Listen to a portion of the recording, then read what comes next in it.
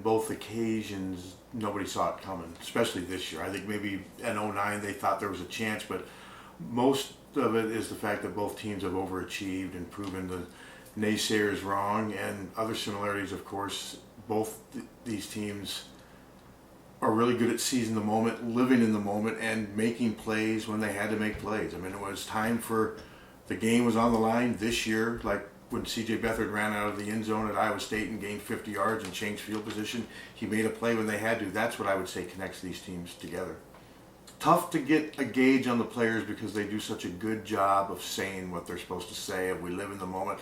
One thing I will say about this team is they kept saying from the very beginning that they were more unified than teams have been in the past, that they knew that their backs were against the wall, they knew their coach was under all this pressure, and they unified and what have you. But I think these players are still a little surprised that they were 12-0. They didn't see this coming. Nobody could see this coming. So same thing. Both teams had to keep proving it, I think, in order to convince not only the fans but themselves.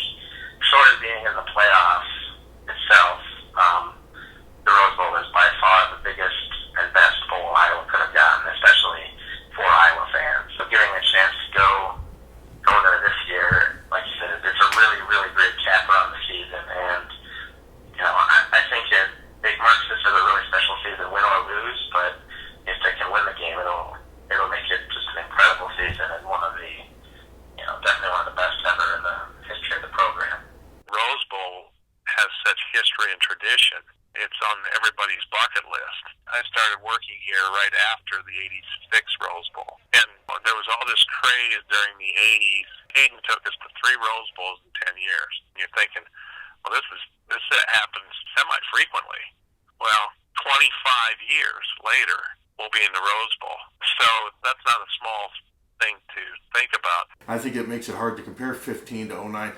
The feeling going into that '09 Orange Bowl was good. 010 Orange Bowl, I should say, after the '09 season. But Georgia Tech really didn't, it really wasn't a real galvanizing opponent. It didn't really, to me, it didn't really light a fire. I mean, it was okay. I thought they were kind of a boring team to watch. This year, though, playing in the Rose Bowl, the fact that it's a good Stanford team that is probably going to have the Heisman runner-up at worst. The Rose Bowl, to me, makes a bigger difference than the Orange Bowl. The Orange Bowl is a great bowl, don't get me wrong. It's a BCS.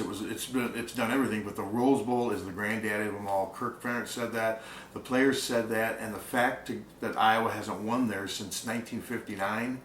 I mean, there's a lot of history in the Rose Bowl, and I think Iowa fans, like Kirk Ferentz said, there's unfinished business. This is the bowl game that kind of defined Big Ten football for years, and that's why Iowa wants to go there and they want to win it.